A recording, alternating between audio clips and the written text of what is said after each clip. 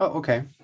Um, so yeah, hopefully I could record this just in one run, because I don't want to waste too much time, and also I don't want to drag on this for too long. So this is my second version of the weekly reflection. Um, it's been only 5 days since the first one, but it's going to be um, a pretty busy week. I don't want to give myself too much pressure by talking about, oh, it's going to be a busy week.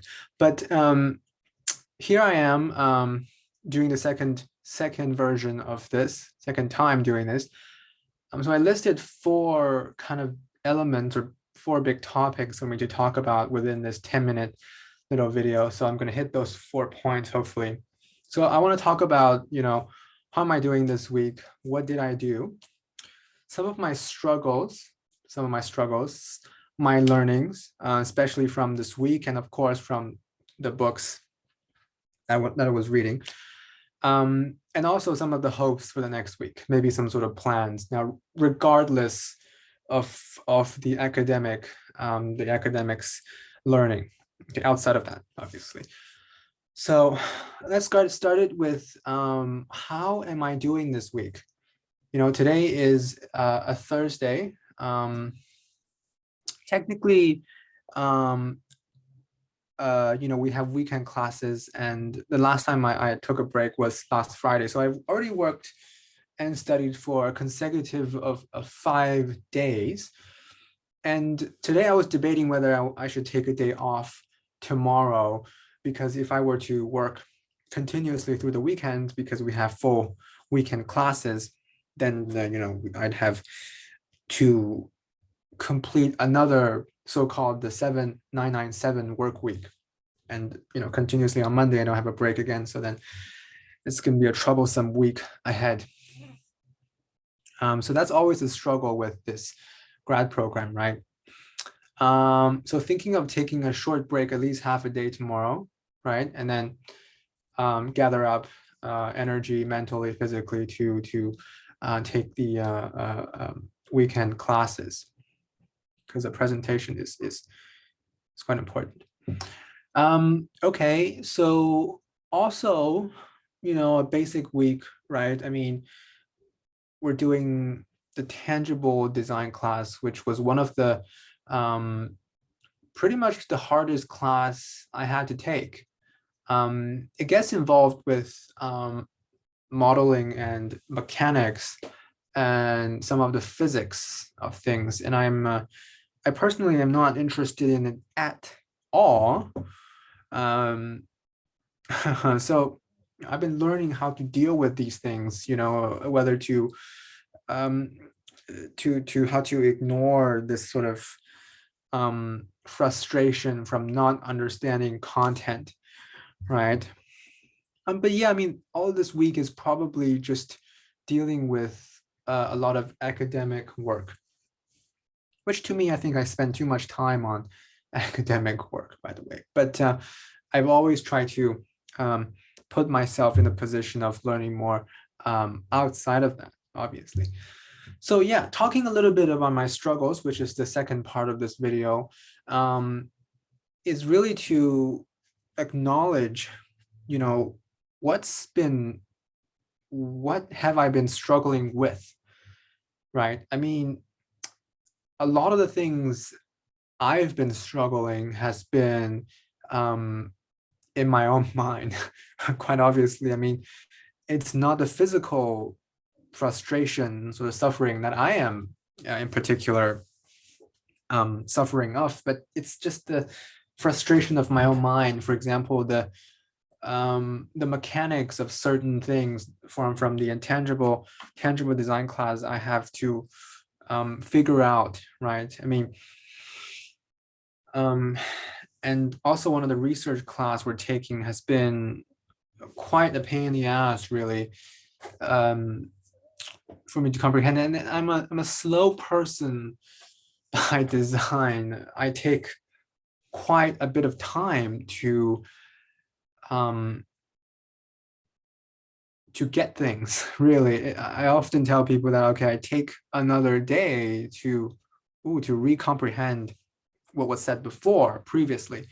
So that's pretty much a big one of the biggest disadvantages of this sort of thinking process that I currently use.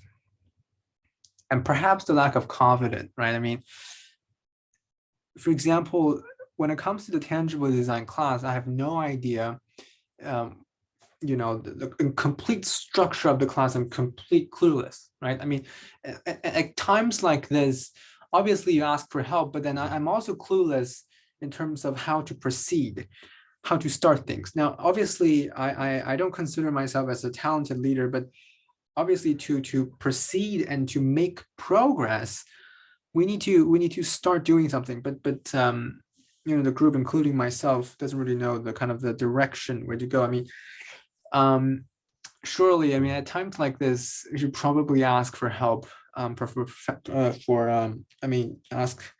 professors or TAs. I mean, but also one of the biggest problems was my disinterest in this program and as well as in this class.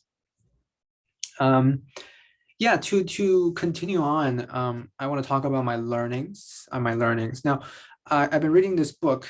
Might sound a bit cliche, but it's called How to Think Like a Roman Empire. It's about the Stoic philosophy.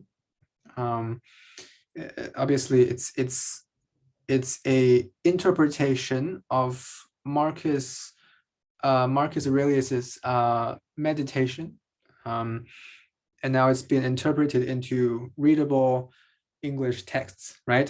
So that I am able to read it. So, I guess one of the biggest thing I've learned, and also I've read some chapters. I'm just looking at my Kindle right now, and I've been reading.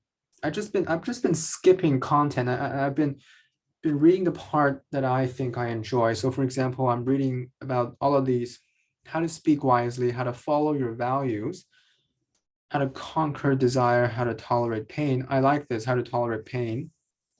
Very well read. Oh, sorry, very well written chapter indeed. How to follow your value. That's also a good one. How to relinquish fear, how to conquer anger.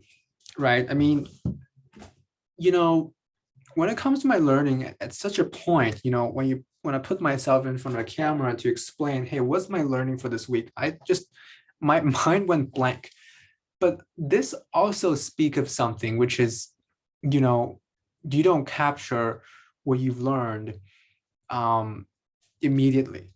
In fact, you have to go back, and redo things again and again. I mean, I think it's perfectly fine, and it's perfectly fine because you're only, I think you're only human, but that might strike me as a reminder that there's another way of taking down notes, right? Obviously, I've highlighted things, but honestly, we all know that highlighting is possibly one of the least effective ways to learn things. But reading is much of a an outside job, other than my academic studies. So I need to figure out a way of taking down notes and really trying to use of these really valuable content. Now, one of the most important and most fundamental Stoic thought was our judgment about external events, right? So thinking about our judgments towards, for example, my judgment towards grad school, at first, in the very beginning, it was quite awful. But then to understand that your judgment is not intrinsically good or bad, it does make a difference. So that once you realize this, then you will make a difference of how to contemplate, on certain external events. Right. And hopefully I get to read more about this topic, it also talks about other sort of very interesting therapeutic method that were being used in current therapy sessions, which is something that I want to dive deep into in the future. Yeah, so let's talk about next week, my hope for the next week. And also one of my learnings was you got to take breaks, you got to take breaks. I mean, I don't want to sound very um overly pessimistic, but from the very beginning of this academic year, from 2021 September, it's quite difficult for me to adapt to this. I would call it the 996 schedule, right? Especially with the 2 full day weekend classes. It takes you a tremendous amount of time to even just to pass this class. And I couldn't imagine a way of other people who wanna get an A or something, But anyways, I guess I just want to say that learning how to take a break and really knowing how to distance yourself from, laptop notifications, and knowing when to rest and knowing when not to pick up your phone, not to check up your email, not to check up messages from your teammates makes a huge deal. Okay. And it's something you want to practice. It's something that's also been said in the book that I'm reading right now. Okay, enough of that. Okay. Talking about my hopes for next week. Again, I don't want to give myself too much pressure by kind of self-prophesize myself like, okay, what is this? What's the next week going to be like? But I do hope that I can have a well-planned week, right? That means if I didn't do one thing well on a particular day, I don't want to beat myself up for it. For example, I didn't do too well writing the research essay because I kind of don't know where to start. And it took me a very long time. I haven't really figured it out right now, but it's 8:30 at night. So I don't really want to work because my brain, my eyes are just, shutting down. Yeah, so my hopes for next week, honestly, every week has been quite the same, and I've been reading quite the same for the past few months. Maybe starting next week, I want to do, and I like doing video recordings of reflections. There's a new way of trying to stop, a certain habit. For example, the stop of social media, checking your social media too often. From this book I'm reading right now. So maybe I want to do that. Right. One of the examples was, imagine yourself having a mentor telling you what to do. Wait, I don't know if that was true, but something of the something along the line of that. Anyways, oh gosh, I couldn't think of any hope for next week, though. It does deserve some thought, though. And one thing I also realized was when I was, washing dishes this evening was that when someone's too busy doing things, when someone doesn't have a break, it's often hard to be creative, right? As designer yourself, I mean, what can you do, right? I mean, all you do is work.